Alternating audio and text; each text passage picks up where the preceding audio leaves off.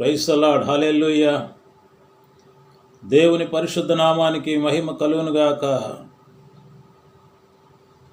ప్రభువైన యేసుక్రీస్తునందు పరిశుద్ధులుగా ఉండుటకు పిలువబడినటువంటి మా ప్రియ సహోదరి సహోదరులారా, మా మిత్రులారా, మీరందరూ క్షేమముగా ఉన్నారా? సంతోషముగా ఉన్నారా?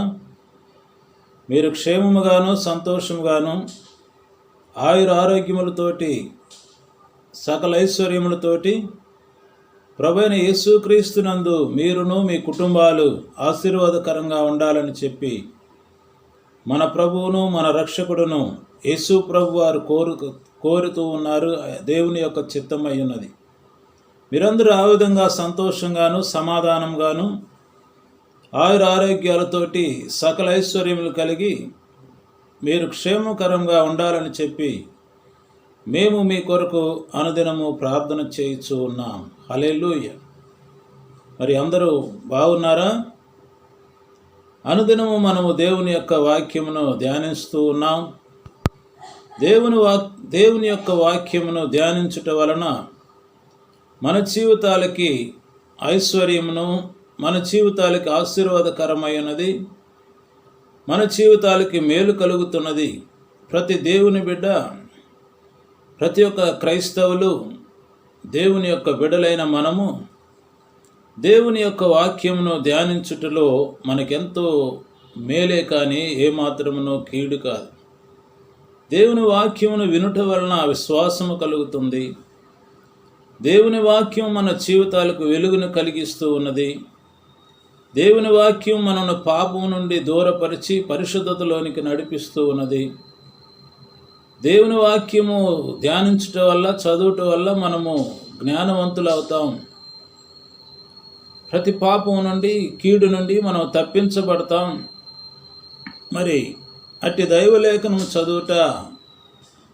చదవటమే కాదు, దేవుని వాక్యానుసారంగా నడుచుకునుట, దేవుని వాక్యమును మనము మనసులో పెట్టుకునుట వల్ల మనము ప్రభువునకు దగ్గరగా సమీపస్తులై, దేవునికి సమీపస్తులై మనం ఆయన యొక్క రాకడ కొరకు మనము సిద్ధపడగలమని ప్రభు పేట మీకు తెలియజేస్తూ ఉన్నాను.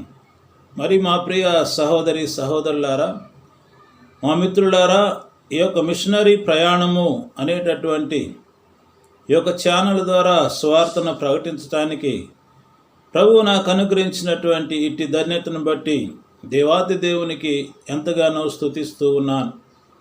మరి అనుదినము దేవుని యొక్క వాక్యమును మనం ధ్యానించుకుంటూ ఉన్నాం. మరి ఈరోజు కూడా దేవుని వాక్యమును ధ్యానించుకుందాం.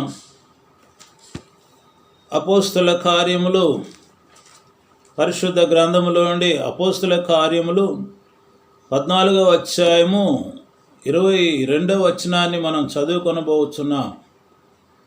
Book of Acts 14th chapter 22nd verse we are going to read. అపోస్తుల కార్యములు 14వ అధ్యాయము మరి 20 నుంచి కూడా మనం చదువుకుంటే బాగుంటుంది. మరి చదువుతాను, వినండి. అయితే శిష్యులు అతని చుట్టూ నిలిచి ఉండగా అతడు లేచి పట్టణంలో ప్రవేశించి మరునాడు బర్నబాతో కూడా దెర్బేతుకు బయలుదేరిపోయాను. వారు ఆ పట్టణంలో సువార్త ప్రకటించి అనేకులకు శిష్యులుగా చేసిన తరువాత లుస్త్రకును, ఇకోనియకును, అంతియొక్కయుకును తిరిగి వచ్చి శిష్యులు మనసులను దృఢపరచి విశ్వాసమందు నిలుకడగా ఉండవలననియు అనేక శ్రమలను అనుభవించి మనము దేవుని రాజ్యంలో ప్రవేశింపవలననియు వారిని హెచ్చరించిరి. మరొకసారి 22వ వచనాన్ని మనం చదువుకుందాం. శిష్యులు మనుషులను దృఢపరిచి విశ్వాసమందు నిలుకడగా ఉండవలననియు అనేక శ్రమలు అనుభవించి మనము దేవుని రాజ్యంలో ప్రవేశింపవలననియు వారిని హెచ్చరించిరి. Praise the lord. మరి చదవబడినటువంటి లేఖన భాగము నిమిత్తమై ఒక 2 నిమిషాలు మనం ప్రార్థన చేసుకుందామా? కన్నులు మూసుకొని తలలు వంచి మనము ఒక 2 నిమిషాలు పరిశుద్ధాత్మ సహాయం కొరకై మనం ప్రార్థన చేసుకుందాం. కళ్ళు మూసుకోండి, ప్రార్థన చేద్దాం. పరిశుద్ధుడా, ప్రేమ నమ్మకము కలిగిన మా తండ్రి, మహోన్నతుడా, ఆదియు అంతమై ఉన్న దేవ, అల్ఫాయు ఒమేగాయు మాతో ఉన్న దేవ, మా రక్షకుడా, మా ప్రభువా, మా విమోచకుడా, రానయ్యున్న దేవా, మీకు స్తోత్రములు చెల్లిస్తూ ఉన్నాం. కొద్ది లేఖన భాగమును మీ పరిశుద్ధ గ్రంథములో చదువుకొని ఉన్నాం. మాకును వినుచున్న మీ బిడ్డలకును అర్థమయ్యే రీతిలో మీరు బోధించమని పరిశుద్ధాత్మదేవా మీ సహాయమును కోరుచున్నాం. మాటలాడుచున్నది మీరే కాదు, కానీ మేము మీ నోటికి బోరగా ఉండినట్లు మీరు సహాయం చేయము.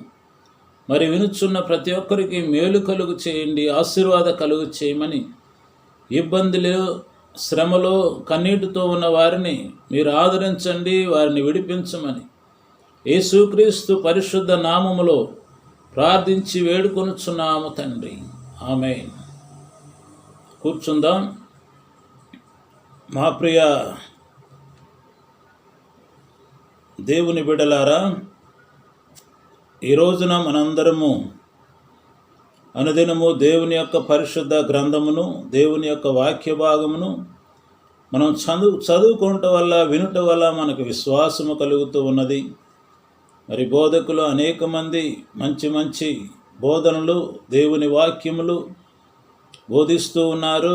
మరి ఏది నిజమైనటువంటి బోధనను మనం విని ఆ యొక్క దేవుని వాక్యమును మన హృదయంలో ఉంచుకొనుట మన జీవితాలకి మేలుకరమై ఉన్నది.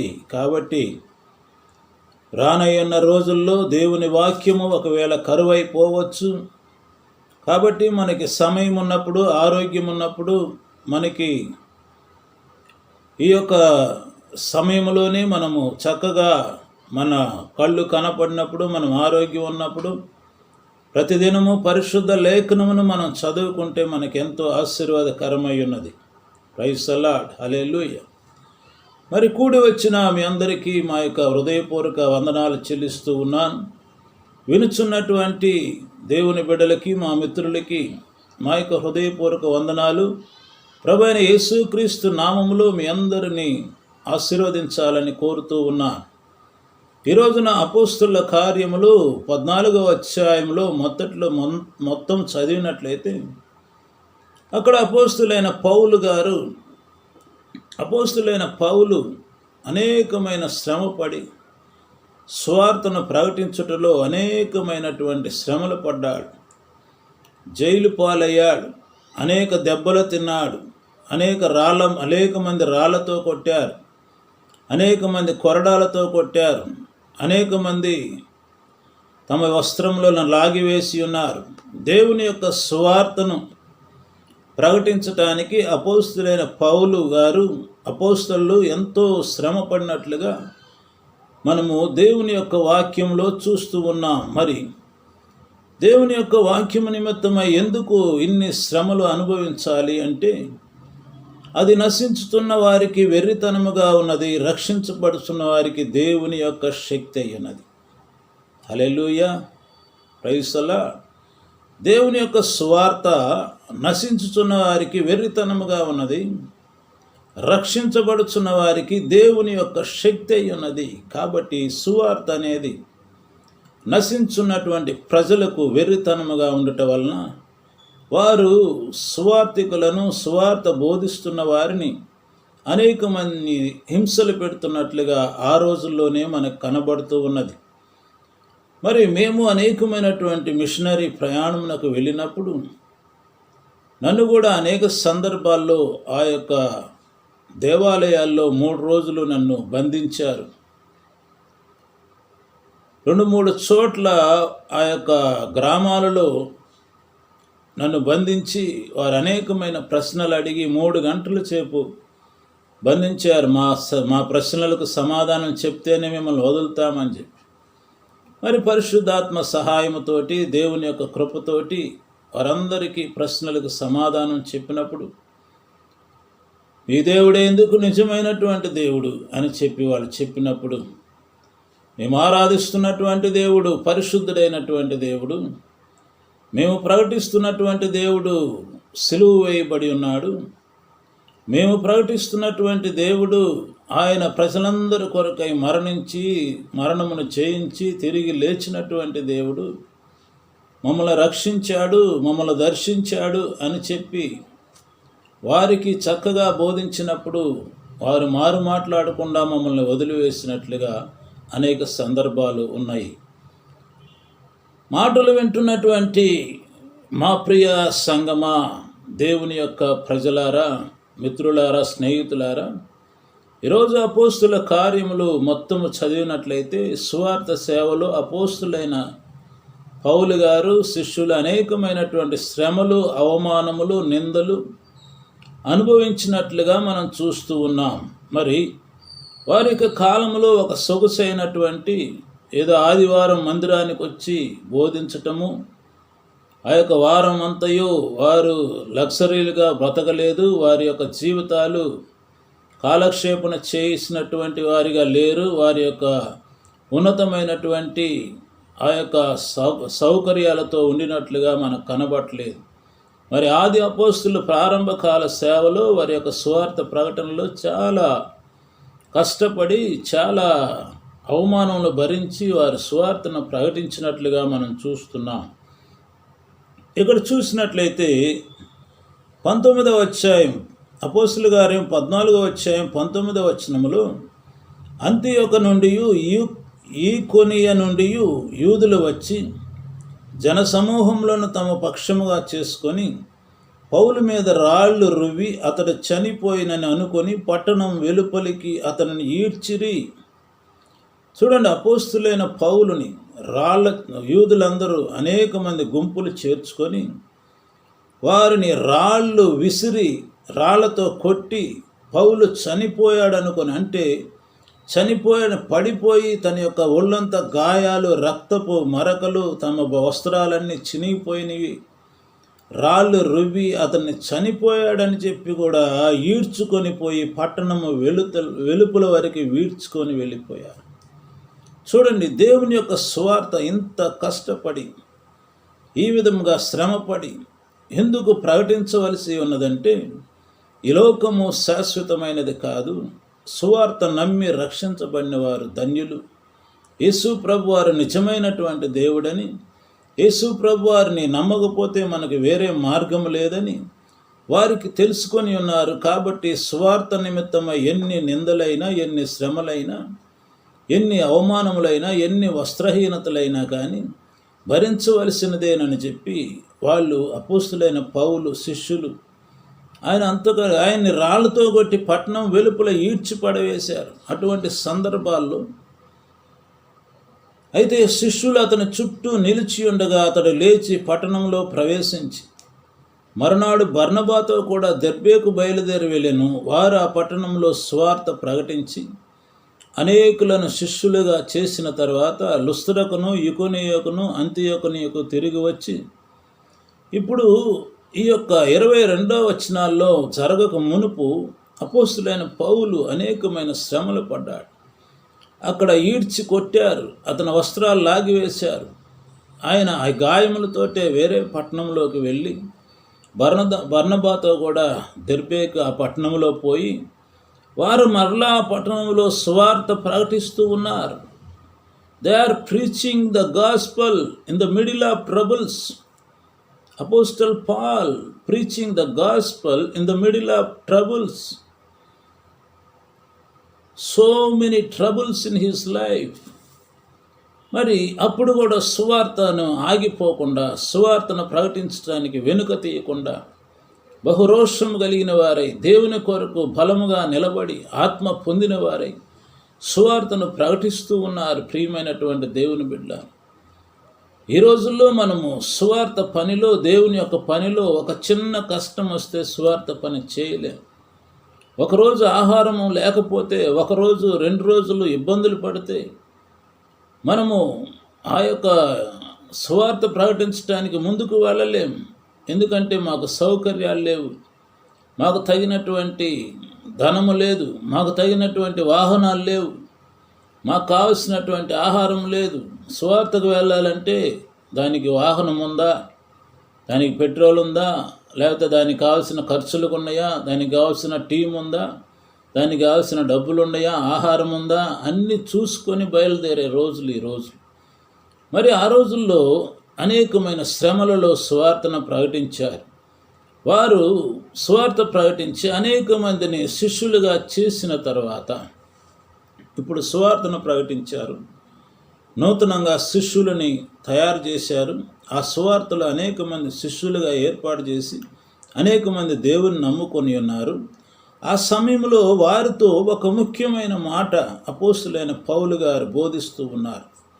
అదే ఈ రోజున మనం చదువుకుంటూ ఉన్నాం. ఆ మాట ఏమిటంటే, శిష్యుల మనుషులను దృఢపరిచి వాళ్ళని దృఢపరచటానికి, ఆ దేవుని కొత్తగా నమ్మినటువంటి విశ్వాసులను, కొత్తగా దేవుని నమ్మినటువంటి యేసు ప్రభువుని అంగీకరించినటువంటి విశ్వాసులను, శిష్యులను వాళ్ళని దృఢపరుస్తూ ఉన్నారు. మనసులను దృఢము చేసుకోండి, భయపడవద్దు అని చెప్పి వారితో మాట్లాడుతున్నటువంటి మాటలు ఏమిటంటే, విశ్వాసమందు నిలకడగా ఉండవలననియు. నెంబర్ 1, మీరు దేవునిని నమ్మినటువంటి మీరు, యేసు ప్రభు సువార్తను అంగీకరించినటువంటి మీరు మొట్టమొదట విశ్వాసమందు నిలకడగా ఉండవలెను.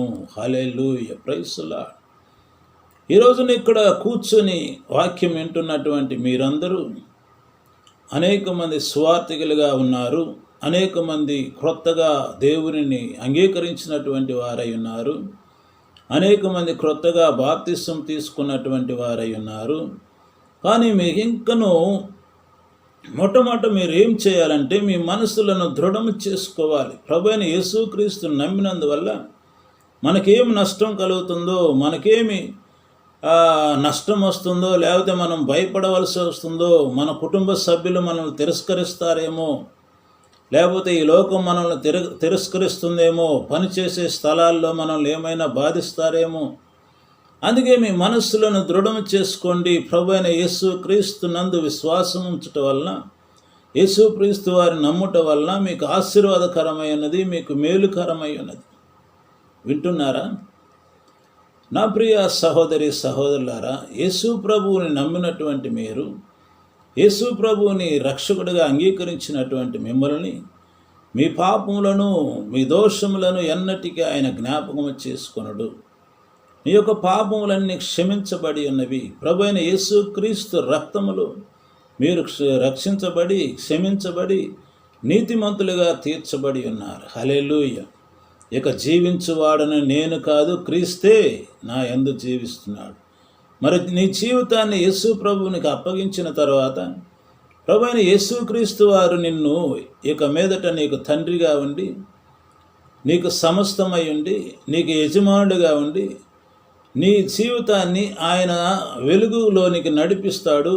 ఆయన ఏ కొరత లేకుండా నీ జీవితాన్ని ప్రతి ఒక్క ఇబ్బందుల్లో నుండి, ప్రతి ఒక్క నష్టం నుండి నీ జీవితాన్ని ఆయన నడిపించడానికి సిద్ధముగా ఉన్నాడు.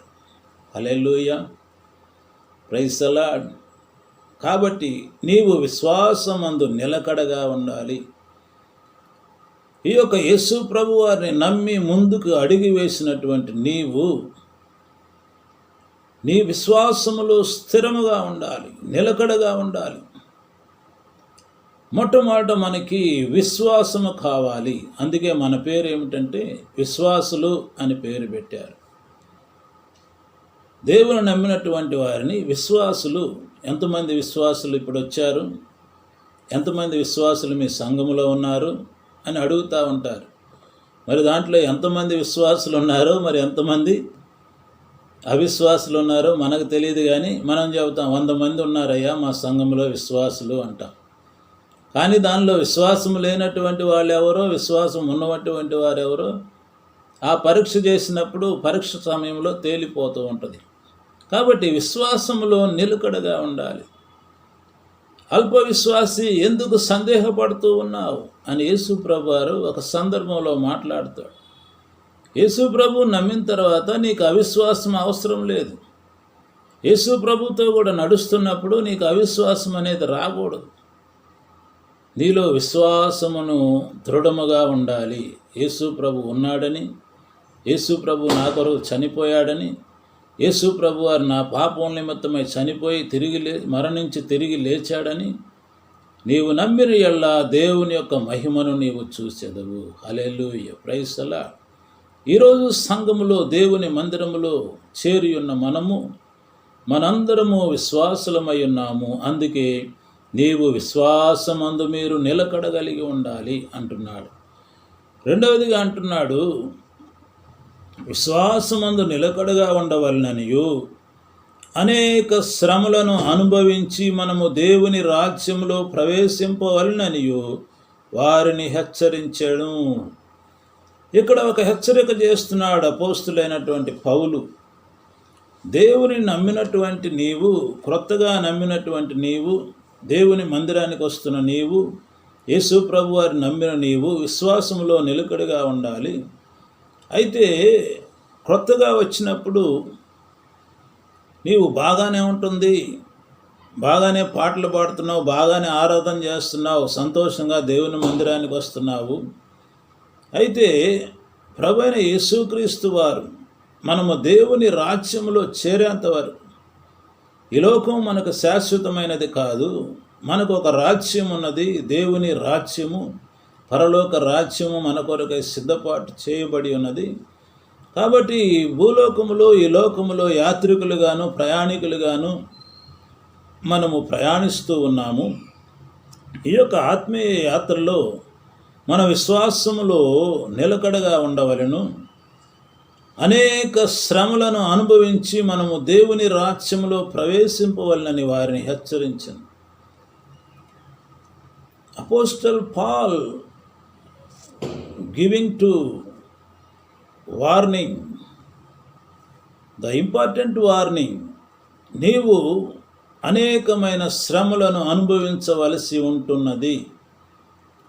దేవుని యొక్క మందిరానికి వస్తున్న నీవు, యేసు ప్రభువుని నమ్మినటువంటి నీవు అన్ని రోజులు ఒకేలా ఉంటాయని కాదు, కానీ ముందే అంటున్నాడు, యేసు ప్రభు నమ్ముకున్న వెంటనే నీకు అనేకమైన శ్రమలను అనుభవించవలసి వస్తున్నది. అనేకమైనటువంటి ఒత్తిడులు రావచ్చు, అనేకమైనటువంటి శ్రమలు రావచ్చు. అయితే వీటన్నిటినీ దాటకుండా మనము దేవుని రాజ్యమును చేరలేము. సహోదరి సహోదరులారా, వీటన్నిటినీ అనుభవించకుండా దేవుని యొక్క రాజ్యమును చేరలేము. ఇవి ఖచ్చితంగా మన జీవితంలో వస్తాయి అని చెప్పి సంఘముతోటి, క్రొత్తగా దేవుని నమ్మినటువంటి శిష్యులతోటి, క్రొత్తగా ఏర్పడినటువంటి ఆ యొక్క విశ్వాసులతోటి అపోస్తలుడైన పౌలు గారు హెచ్చరిక చేస్తున్నాడు. ఒకసారి ఒక స్థలంలో సువార్త ప్రకటిస్తే సరిపోదు. నూతన విశ్వాసులకు బోధించటం, విశ్వాసముల వారిని స్థిరపరచటం కూడా అవసరం. మనం అపోస్తలుడైన పౌలు గారు చూడండి, ఒకసారి సువార్తను ప్రకటించి అయిపోయింది నా పని అనుకున్నాడా? లేదు, మరలా పోయి వాళ్ళకు బోధించటము, నూతనంగా నమ్మిన వారికి బోధిస్తున్నాడు, వాళ్ళని హెచ్చరిస్తున్నాడు. వాళ్ళని ఏం చేస్తున్నాడంటే వాళ్ళ యొక్క స్థిరపరచటానికి ఆయన శ్రద్ధ తీసుకుంటున్నాడు. మరి ప్రతి ఒక్క దైవ సేవకుడు ఒకసారి సువార్తను ప్రకటించినప్పుడు, ఒకసారి నూతనముగా నమ్మిన వారిని అలాగే వదిలిపెట్టకూడదు. వారిని హెచ్చరించాలి, వారిని బలపరచాలి, వాళ్ళని స్థిరపరచాలి, వాళ్ళని అప్పుడప్పుడు దర్శించాలి. వాళ్ళని వచ్చి అప్పుడప్పుడు హెచ్చరిస్తూ వాళ్ళని దర్శిస్తూ వాళ్ళని బలపరిచేటటువంటి వాళ్ళు బలపరిచేటటువంటి విధముగా మనం వాళ్ళని చక్కగా దేవుని యొక్క సన్నిధిలోనికి, వారిని దేవుని యొక్క మార్గంలోనికి వాళ్ళని చక్కగా సిద్ధపరచాలని చెప్పి అపోస్తలుడైన పౌలు గారు జ్ఞాపకం చేస్తున్నాడు. ఏదో ఒకసారి సువార్తను ప్రకటించాము, అంతటితో అయిపోయింది కాదు, కానీ మరలా వారిని స్థిరపరిచేటంత వరకు, బలపడే వరకు, వాళ్ళ కాళ్ళ మీద వాళ్ళని నిలబడే వరకు మనం వాళ్ళని దర్శించవలసిన వారమై ఉన్నాం. హల్లెలూయా, ప్రైజ్ ది లార్డ్. ఇదే పౌలు మరియు బర్నబాలు ఈ పనే చేస్తూ ఉన్నారు. నూతన విశ్వాసులను హెచ్చరిస్తున్నారు. దేవుని రాజ్యంలో ప్రవేశించడానికి చాలా శ్రమలను భరించాలని ఆ యొక్క నూతనమైన పౌలు బర్నబాలు ఇదే పనులు చేస్తున్నారు. నూతనముగా సంఘంలోనికి వచ్చిన విశ్వాసుల్ని అలాగే వదిలిపెట్టకూడదు. సువార్తను ప్రకటించి ఆదివారంతో వదిలిపెట్టకూడదు. వాళ్ళని అప్పుడప్పుడు హెచ్చరిస్తూ, వాళ్ళని అప్పుడప్పుడు బలపరుస్తూ ఉండాలి. వారు విశ్వాసంలో స్థిరముగా నిలబడే వరకు వాళ్ళని జాగ్రత్తగా వాళ్ళని దర్శిస్తూ ఉండాలి, వారిని బలపరచాలి, వారి కొరకు ప్రార్థన చేయాలి. అదే పౌలు బర్నబాలు అదే పనులు చేస్తున్నారు. మరి ఈ రోజున చాలా శ్రమలను అనుభవించి దేవుని రాజ్యంలో ప్రవేశించాలని పౌలు గారు అంటున్నాడు. శ్రమలు అంటే ఒత్తిడి, సమస్యలు. శ్రమ, ఒత్తిడి అనేది ప్రతి ఒక్క విశ్వాస జీవితంలో వస్తూ ఉంటుంది. ప్రతి ఒక్క దేవుని యొక్క బిడ్డల జీవితంలో ఈ శ్రమ, ఒత్తిడి లేకుండా మన జీవితాల, ఆత్మీయ జీవితాల, పరిశుద్ధ జీవితంలో అపవాది అనేకమైనటువంటి ఒత్తిళ్లను తీసుకొని పెడతా ఉంటుంది. అపవాది అనేకమైన శ్రమలు తీసుకొని వస్తూ ఉంటుంది. వాటన్నిటిని గుర్తించి వాటి మీద చేయి జీవితం పొందేవాళ్ళే నిజమైనటువంటి, అప్పుడే మనం దేవుని రాజ్యం చేరగలం. 2 తిమోతీయులకు 2:12 అంటాడు, మనము శ్రమ సహించిన ఎడల ఆయనతో కూడా ఏలుదుము అని అర్థమయ్యున్నది.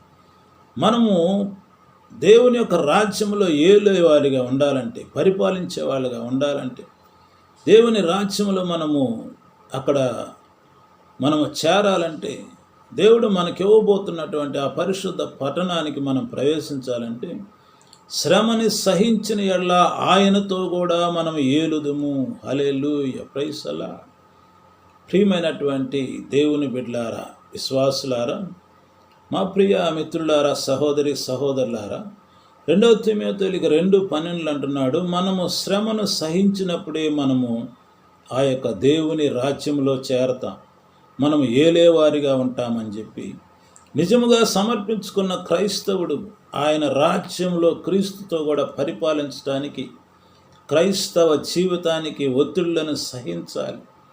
నిజముగా సమర్పించుకున్న ఒక క్రైస్తవుడు, దేవుని బిడ్డ, ఆయన రాజ్యంలో క్రీస్తుతో కూడా పరిపాలించడానికి మనం దేవుడు పిలుస్తూ ఉన్నాడు, మనల్ని ఇవ్వబోతూ ఉన్నాడు. ఆ యొక్క క్రైస్తవ జీవితంలో ఒత్తిడులను, ఆ యొక్క సమస్యలను, చిన్న చిన్న ఒత్తిళ్లకు మనం భయపడకూడదు. వాటన్నిటిని సహించాలి, ఆ శ్రమలన్నింటినీ సహించాలి. వాటిలో మనం వెనుతిరగకూడదు. వాటిలో మనము ఈ లోకానుసారం జీవితంలో వెనుతిరిగి దేవుణ్ణి విడిచిపెట్టకూడదని చెప్పి దీని యొక్క అర్థమై ఉన్నది. హల్లెలూయా. అది 2 తిమోతీయులకు 2:3 అంటున్నాడు, మంచి సైనికుని వలె నాతో కూడా శ్రమను అనుభవించుము. అక్కడ తిమోతితో అంటున్నాడు. 2 తిమోతీయులు 2:3 అంటున్నాడు, మంచి సైనికుల వలె శ్రమలు అనుభవించమంటున్నాడు. సైనికుడు చూడండి, మంచి సైనికుని వలె, ఏ గుడ్ సోల్డియర్. ఒక విశ్వాసిని, ఒక దేవుని యొక్క బిడ్డని అంటున్నాడు, గుడ్ సోల్డియర్. మంచి సైనికుడు ఏం చేస్తాడంటే, దేశాన్ని కాపాడటం కొరకు, దేశాన్ని రక్షించటం కోసం తన్ను తాను అర్పించుకుంటాడు. తన యొక్క బంధువులకి, తన యొక్క భార్య బిడ్డలకి దూరంగా ఉండి మంచులోను చలిలోను వేదన పడి, యుద్ధములు రోజు జరగవు. అయితే ఆ యుద్ధము ఎప్పుడు వస్తుందో, శత్రువు ఎప్పుడు మన యొక్క బార్డర్లో దాడి చేస్తాడని చెప్పి మెలకువ కలిగి, కనురెప్ప కూడా మూయకుండా, ఆ యొక్క తన డ్యూటీ టైంలో తన యొక్క ఒకే గురి కలిగి, ఆ యొక్క శత్రువు కొరకు, శత్రువు ప్రవేశించకుండా, శత్రువు ఆ యొక్క బార్డర్లో ఆ యొక్క వచ్చి టచ్ చేయకుండా ఆయన ఎంతో మెలకువ కలిగి ఉంటాడు. మంచి సైనికుల వలె అంటే విశ్వాసి మొట్టమొదటిగా మెలకువ కలిగి ప్రార్థన చేయాలి. శత్రువు మన జీవితాలను పాడు చేయకుండా, శత్రువు మన జీవితాలను అటాక్ చేయకుండా, శత్రువు ఏ సమయంలో వచ్చి మనల్ని అటాక్ చేస్తుంది మనం కనిపెట్టుకొని, మనము శత్రువు దగ్గర, మన శత్రువు మన జీవితాలని, మన కుటుంబాలని, మన సంఘములను పాడు చేయకుండా మనం ఎల్లప్పుడూ సిద్ధముగా ఉండాలి. ఎప్పుడంటే మెలకువ కలిగి, మంచి సైనికుడు మెలకువ కలిగి మన దేశపు బార్డర్లో, ఆ యొక్క దేశపు సరిహద్దుల్లో ఏ విధంగా ఉంటున్నాడు, ఆ యొక్క తుపాకీని పట్టుకొని, గురి పెట్టుకొని, ఆ యొక్క శ్రమపడి చలిలోను, వేడిలోను, ఎండలోను తన యొక్క జీవితాన్ని సమర్పించుకున్నట్లుగా మన యొక్క విశ్వాసులమైన మనము ఏమాత్రమును కునికేమంటే మన కుటుంబాలు పాడైపోతాయి. ఏమాత్రం అజాగ్రత్తగా ఉన్నామంటే మన జీవితాలు పాడు చేస్తాడు శత్రువు, అపవాది నశింప చేయుటకు, నాశనం చేయటానికి, దొంగతనం చేయటానికి, జీవితాలను పాడు చేయటానికి, పరిశుద్ధతను దొంగిలించడానికి వాడు ఎప్పుడెప్పుడైనా కాచుకొని ఉంటాడు. కాబట్టి మనం ఏం చేయాలంటే మెలకువగా ఉండాలి. సైనికుడి వలె అంటే ప్రార్థన జీవితం కలిగి ఉండాలి. ఎల్లప్పుడూ ప్రార్థన, విజ్ఞాపనతోటి, ఉపవాసంతోటి మనము మన శరీరాన్ని నలగొట్టుకొని మన జీవితాల పరిశుద్ధతను కాపాడుకోవటానికి, దేవుని రాజ్యంలో ఏలటానికి, యేసు ప్రభువారితో చేరటానికి మనము నిజముగా మంచి సైనికుల వలె మెలకువగా ఉండి ప్రార్థన చేయాలి. హల్లెలూయా. రెండవది, సైనికుడు ఎప్పుడూ తన యూనిఫామ్ ఎప్పుడు సిద్ధముగానే ఉంటాడు, ఎప్పుడు తన మెలకుగానే ఉంటాడు, ఎప్పుడు తన యొక్క యూనిఫామ్ను ధరించుకొని ఉంటాడు. అదేవిధంగా మన జీవితాలు పరిశుద్ధ ఆలంకారములు ధరించుకొని, ఆయన రక్షణ వస్త్రం ధరించుకొని ఎల్లప్పుడూ మనము పోరాడినది భూసంబంధమైన వాటితో కాదు, కానీ మనం పోరాడినది ఆకాశ మండలములోని అంటాడు పౌలు. మనము ప్రార్థనలో పోరాడాలి, పరిశుద్ధత కలిగి మనం దేవుడిచ్చిన రక్షణ కవచమును ధరించుకొని మనం ఎల్లప్పుడూ సిద్ధముగా ఉండినట్లుగా మనం చూడాలి. ప్రియమైనటువంటి దేవుని బిడ్డ, ప్రభువు రాకడ కొరకు సైనికుడు ఏ విధంగా అన్ని ఆ యొక్క యూనిఫామ్ అన్నిటిని ధరించుకొని, ఆ యొక్క ఆయుధాలు ధరించుకొని ఏ విధంగా సిద్ధముగా ఉన్నాడు, మనము కూడా దేవుని యొక్క రాకడికి సిద్ధపడి ఉండాలి. శత్రువుని అటాక్ చేయడానికి, శత్రువు మన జీవితాల్లో ప్రవేశించకుండా, మన కుటుంబాల్లో ప్రవేశించకుండా ఉండటానికి మనం ఎల్లప్పుడూ సిద్ధపడి ఆ యొక్క ప్రార్థన విజ్ఞాపనలతోటి మెలకువ కలిగి ఉండాలి. ఆత్మీయ జీవితంలో నిద్రపోకుండా మనం ఎప్పుడు పరిశుద్ధత జీవితంలో పరిశుద్ధతతోటి దేవుని కొరకు మనం ప్రకాశించడానికి, దేవుని కొరకు వెలిగించేటటువంటి, మనం ఎప్పుడు దేవుని కొరకు రోషముగా నిలబడేటటువంటి పరిశుద్ధ జీవితం కలిగి ఉండాలి. హల్లెలూయా, ప్రైజ్ ది లార్డ్. అందుకే అంటున్నాడు, మంచి సైనికుల వలె నాతో కూడా శ్రమను అనుభవించుము. సైనికునికి శ్రమ ఉన్నది. సైనికుడు ఆ యొక్క మిలిటరీలో చేరేటప్పుడే అన్నీ తెలుసు, శ్రమ ఉన్నది, సైనికుడు శ్రమ ఉన్నది. కాబట్టి వాటన్నిటిని ఎదుర్కోవటానికి అన్నీ తెలుసుకొని సంతకం పెట్టి ఆ యొక్క సైనికుడిగా చేరతాడు. మరి మనము కూడా దేవుని యొక్క రాజ్యంలో మనము వెళ్ళాలంటే, యేసుక్రీస్తు వారితో కూడా మనం ఏలేవారిగా ఉండాలంటే, మన క్రైస్తవ జీవితంలో, విశ్వాస జీవితంలో మనం ఏం చేయాలంటే, మంచి సైనికుని వలె ఆ శ్రమను అనుభవించాలి. హల్లెలూయా, ప్రైజ్ ది లార్డ్. మొట్టమొదటిగా మనము కొంత శ్రమని అనుభవించాలని చెప్పి అపోస్తలుడైన పౌలు గారు మనకు తెలియజేస్తున్నాడు. పరలోకానికి వెళ్ళడానికి రక్షించబడితే సరిపోదు. రక్షించబడిన తర్వాత క్రీస్తు యేసు యొక్క మంచి సైనికుల వలె కష్టములను అనుభవించి మనము శ్రమ పడిన ఆయనతో పాటు ఏలుదామని చెప్పి దేవుని వాక్యం సెలవిస్తూ ఉన్నది. ప్రకటన గ్రంథం 2వ అధ్యాయం 26 అంటాడు, నేను నా తండ్రి వలన అధికారం పొందినట్టు జయించుచు అంతం వరకు నా క్రియలు జాగ్రత్తగా చేయువానికి జనముల మీద అధికారం ఇచ్చేదను అంటున్నాడు. హల్లెలూయా, ప్రైజ్ ది లార్డ్. మొట్టమొదటిది, మనము కొంత శ్రమ అనుభవించి మాత్రమే దేవుని రాజ్యమును చేరాలి. మనకు శ్రమ ఉన్నదని మనం గుర్తెరగాలి. మనం మంచి సైనికుల వలె అన్నిట్లో సిద్ధపాటు కలిగి, మెలకువ కలిగి మనము ప్రభు సన్నిధిలో జీవించాలి అని చెప్పి దేవుని యొక్క వాక్యంలో అపోస్తలుడైన పౌలు గారు హెచ్చరిస్తూ ఉన్నాడు. రెండవదిగా 2వ తిమోతేయులకు రాసిన పత్రిక 3వ అధ్యాయం 16వ వచనము 17వ వచనం చదివితే, దైవావేశము కలిగిన ప్రతి లేఖనము ఉపదేశించుటకు, ఖండించుటకు, తప్పుదిద్దుటకు, నీతి యందు శిక్ష చేయుటకు ప్రయోజనకరమై ఉన్నది. దైవజనుడు సన్నద్ధుడై ప్రతి సత్కార్యమునకు పూర్ణముగా సిద్ధపడినట్లు ఉండము. రెండవదిగా, బైబిల్ మనం ప్రతిరోజు చదవాలి. రెండవదిగా, మనకు వాక్యం మన జీవితాల్లో సిద్ధపడి వాక్యంను నేర్చుకొని దేవుని వాక్యం మన జీవితాల్లో ఉండాలి. ఎప్పుడు కూడా మనం దేవుని రాజ్యం పోవాలంటే, దేవునితో కూడా ఉండాలంటే, పరలోక రాజ్యంలో మనం చేరాలంటే మనం రెండవదిగా దేవుని యొక్క వాక్యం మనం సమృద్ధిగా మన జీవితాల్లో కలిగి ఉండాలి. మనం బైబిల్ పరిశుద్ధ గ్రంథము మనం కలిగి ఉండాలి. ఆ యొక్క వాక్యానుసారంగా జీవించాలి. అందుకే 2వ తిమోతేయులకు 3వ అధ్యాయం 16వ అధ్యాయం 17వ వచనం అంటున్నాడు, దైవావేశం వల్ల కలిగిన ప్రతి లేఖనము ఉపదేశించుటకు, ఖండించుటకు, తప్పుదిద్దుటకు, నీతి యందు శిక్ష చేయుటకు ప్రయోజనకరమై ఉన్నది. ఈ వాక్యం మనం చదివినప్పుడు దేవుని వాక్యం మనం చదివితే, ధ్యానించినట్లయితే, ఎందుకంటే ఇవి దైవ వేషం వల్ల కలిగినటువంటి లేఖనాలు.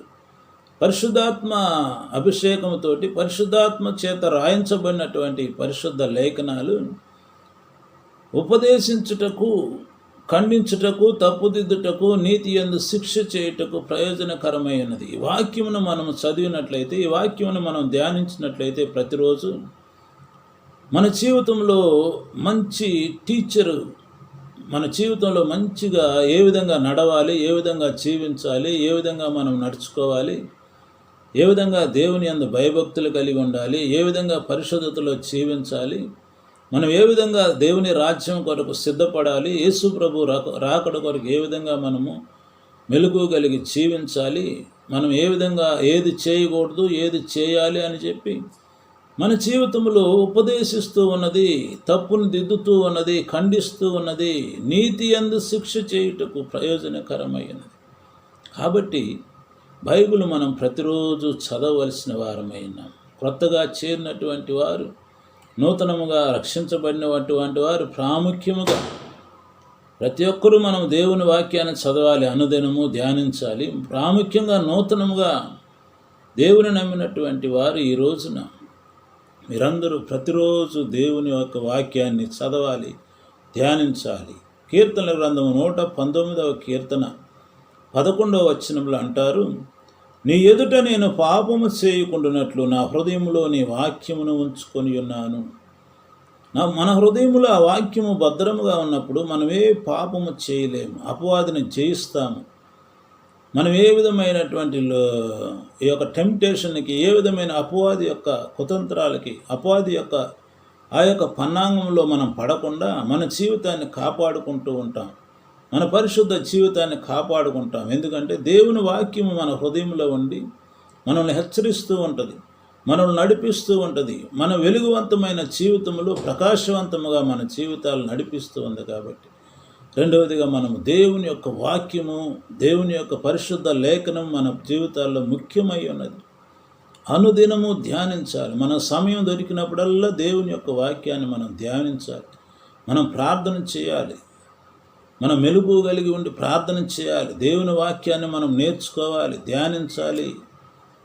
ఆ వాక్యం మనల్ని తప్పుదిద్దుతుంది, ఖండిస్తుంది, మనల్ని సర్వసత్యంలోనికి నడిపిస్తుంది, శిక్షణ చేస్తూ ఉంటుంది. మనల్ని మంచి జీవితాన్ని ప్రకాశింపజేసి ఆశీర్వాదకర జీవితంలోనికి వాక్యం మనల్ని నడిపిస్తుంటుంది. ప్రియమైనటువంటి దేవుని బిడ్డలారా, మూడవదిగా మొట్టమొదటిగా మనము శ్రమ అనుభవించాలి. రెండవదిగా దేవుని యొక్క వాక్యాన్ని మనం చదవాలి. మూడవదిగా అబద్ధ బోధకు దూరంగా ఉండాలి. Falls teaching and false teachers. So many people, false teachers coming. So many false teachings have in the world today. Today we are seeing, so many false teachings are came in the world. ఈ రోజున అనేకమైనటువంటి అబద్ధ బోధలు ఈ రోజున ప్రకటించబడుతూ ఉన్నాయి. సత్యమును విరోధముగా ప్రకటించబడుతూ ఉన్నాయి, అసత్యము ప్రకటించబడుతూ ఉంది. కాబట్టి వారికి దూరముగా ఉండాలి, వారిని మనం కనిపెట్టగలగాలి. బెరెయ సంఘస్థులు అంటున్నాడు, లేఖనము ఆ విధంగా ఉన్నదో లేదో అని వాళ్ళు పరిశీలిస్తున్నారు. ఎవరైనా ఏదైనా చెప్తే నమ్మకూడదు, ఏది చెప్తే అది నమ్మకూడదు, ఏది చెప్తే వాళ్ళు ఎమ్మట పోకూడదు. మనం స్థానిక సంఘంలో స్థానిక కాపరి యొక్క ఆ యొక్క నడవడికలోనే మనం నడుస్తూ ఉండాలి. కాబట్టి అనేకులైన అబద్ధ ప్రవక్తలు వచ్చి పలువురిని మోసపరిచెదరు, అక్రమము విస్తరించుట చేత అనేకుల ప్రేమ చల్లారు. చూడండి, దేవుని వాక్యంలో అనేకమైన అబద్ధ ప్రవక్తలు ఈ రోజులో వస్తున్నారు. అబద్ధమైనటువంటి మాటలు, అబద్ధమైనటువంటి బోధలు. కొంతమంది యేసుక్రీస్తు దేవుడు కాదంటారు, కొంతమంది యెహోవాయే దేవుడు అంటారు, కొంతమంది యేసుక్రీస్తు ఆల్రెడీ వచ్చాడంటారు, మరి నేనే క్రీస్తుని అంటున్నారు. మరి అనేక మంది అబద్ధ బోధకులు, అనేకమంది అబద్ధమైన ప్రవచనాలు, అనేకమంది అబద్ధమైనటువంటి వంచన మాటలు, మోసకరమైన మాటలు, తీయని మాటలు, వల్లించే మాటల ద్వారా ఆకర్షించబడి వారి వెంబడి పరిగెత్తుతూ ఉన్నారు. మీరు ఏ పాపం చేసినా దేవుడు మిమ్మల్ని ఆశీర్వదిస్తాడు, మీరేం చేసినా దేవుడు మిమ్మల్ని క్షమిస్తాడు, మిమ్మల్ని దేవుడు దీవించుతున్నాడు అని చెప్పి అనేకమైనటువంటి అబద్ధ ప్రవచనాలు, అబద్ధ మాటలు, అబద్ధ బోధలు ఈ లోకంలో ఉన్నాయి. కాబట్టి అపోస్తులైన పౌలు గారు హెచ్చరిస్తున్నాడు, అబద్ధ బోధకులను మీరు జాగ్రత్తగా ఉండండి, మీపై ఉన్న సంఘ నాయకుల్ని మీరు జాగ్రత్తగా గమనించండి, మీరు జాగ్రత్తగా జీవించాలని చెప్పి సంఘాన్ని హెచ్చరిస్తున్నాడు. మరి ఈరోజున దేవుని మాటలు వింటున్నటువంటి నా ప్రియ సహోదరి సహోదరులారా, మా మిత్రులారా, నూతనముగా రక్షించబడినటువంటి వారు, నూతనముగా యేసు ప్రభువు నమ్మినటువంటి వారికి అపోస్తులైన పౌలు బర్నబాలు అక్కడ హెచ్చరిస్తున్నారు. 14వ అధ్యాయము 22వ వచనంలో అక్కడ అంటున్నాడు, మీరు విశ్వాసమందు నిలకడగా ఉండుడి, మీరు అనేకమైన శ్రమలు అనుభవించి దేవుని రాజ్యము చేరవలసి ఉన్నది. కాబట్టి శ్రమ వచ్చినప్పుడు భయపడవద్దు, విశ్వాసంలో నిలకడగా ఉండండి, దేవుని యొక్క వాక్యంలో బాగా ధ్యానించి దేవుని వాక్యాన్ని హృదయంలో ఉంచుకోండి, వాక్యంలో మీరు పెరగాలి. 3వదిగా అంటున్నాడు, అబద్ధ బోధకులకి మీరు దూరంగా ఉండండి అని చెప్పి వాళ్ళని హెచ్చరిస్తున్నాడు. మరి వాక్యం వింటున్న మా ప్రియ సహోదరి సహోదరులారా, ఈరోజున దేవుని యొక్క సంఘములో ఉన్నటువంటి దేవుని బిడ్డలారా, అపోస్తులైన పౌలు ఆ రోజు హెచ్చరించిన ఇట్లా అనేకమైన శ్రమలు ఈ లోకంలో వస్తున్నాయి. కాబట్టి నీ యొక్క విశ్వాసం అందు నిలకడగా ఉండాలి. నీ విశ్వాసంలో ఏమాత్రము వెనుకంచ వేయకూడదు. యేసు ప్రభు వారి రాకడ దగ్గరగా ఉన్నది. ప్రభు అయిన యేసు క్రీస్తు వారు 2000 సంవత్సరాల క్రితం ఈ లోకమునకు వచ్చి దేవుడు లోకమును ఎంతో ప్రేమించును కాగా తన అద్వితీయ కుమారుడైన యేసు ప్రభువాన్ని లోకమునకు పంపించి ఆయన 33.5 సంవత్సరం ఈ లోకంలో జీవించి ఆయన మన సర్వమానవాళి పాపముల కొరకై ఆయన సిలువలో మరణించి 3వ దినమున తిరిగి లేచి ఆరోహణమై ఉన్నటువంటి దేవుడై ఉన్నాడు. ఆయన ఈ రోజునకు జీవిస్తూ ఉన్నాడు, ఈ రోజు వరకు మాట్లాడుతున్నాడు, ఈ రోజు వరకు జీవిస్తున్నాడు. ఆయన జీవించే దేవుడు, మరలా తిరిగి రానై ఉన్నాడు. మనందరి కొరకు ఆయన తిరిగి రానై ఉన్నాడు. కాగా ఎవరైనా నువ్వు ప్రభు అయిన యేసు క్రీస్తు ఎదుట తమ పాపములను ఒప్పుకొని ఎలా ఆయన నీతిమంతుడు నమ్మదగిన వాడై ఉన్నాడు. ఆయన మన పాపములను క్షమించే దేవుడై ఉన్నాడు. ఆయన మన పాపములను క్షమించి నీతిమంతులుగా తీర్చి మనల్ని పరలోక రాజ్య వారసులుగా చేస్తున్నాడు. అయితే ప్రియమైన ఇంకనూ నువ్వు యేసు ప్రభుని నమ్మకుండా ఉంటే ఈ రోజున ప్రభు అయిన యేసు క్రీస్తు రక్తము ప్రతి పాపం నుండి నిన్ను విడుదల చేస్తున్నది. కాబట్టి నీ పాపములను నీ ఒప్పుకొని ఎల్లా ప్రభు అయిన యేసు క్రీస్తు దేవుడని నీ నోటి ద్వారా ఒప్పుకొని ఎల్లా నీవు రక్షించబడదువు అనేది దేవుని వాక్యం సెలవిస్తుంది. కాబట్టి ప్రియమైనటువంటి దేవుని బిడ్డలారా, యేసు ప్రభువు నమ్ముకున్నటువంటి మీరు, క్రొత్తగా యేసు ప్రభువుని తెలుసుకున్నటువంటి నీవు విశ్వాసమందు నిలకడగా ఉండాలని, శ్రమల యందు ఓర్పు కలిగి సహనము కలిగి ఉండాలని, అనేకమైన శ్రమలు వచ్చినప్పుడు నువ్వు తొలగిపోకూడదని, నీవు దేవుని యొక్క వాక్యాన్ని సమృద్ధిగా చదవాలి, వాక్యాన్ని తెలుసుకోవాలి, నెమరు వేసుకోవాలని, అదేవిధంగా అబద్ధ బోధకులను నీవు కనిపెట్టాలి, అబద్ధ బోధకుల్ని నీవు కనుక్కొని వాళ్ళకు దూరంగా ఉండాలని చెప్పి ఈరోజు దేవుని వాక్యంలో చక్కగా బోధిస్తున్నది.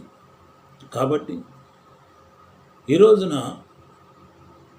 దేవుని యొక్క వాక్యమును మనం చక్కగా చదివి అబద్ధ బోధలను మనం కనిపెట్టాలి. ఏ బోధ అంటే ఆ బోధ విని వాళ్ళు ఎమ్మట మనం వెళ్ళకూడదు.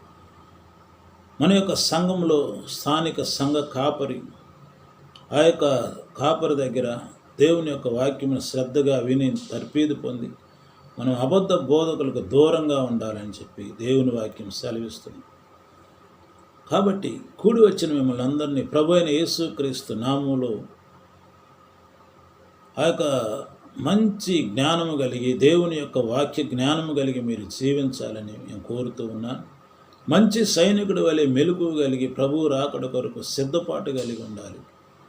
కాబట్టి అట్టి కృప కనికరము, అట్టి కృప ప్రభు అయిన యేసుక్రీస్తు వారు మీ అందరికీ దయచేయగలడని నమ్ముతూ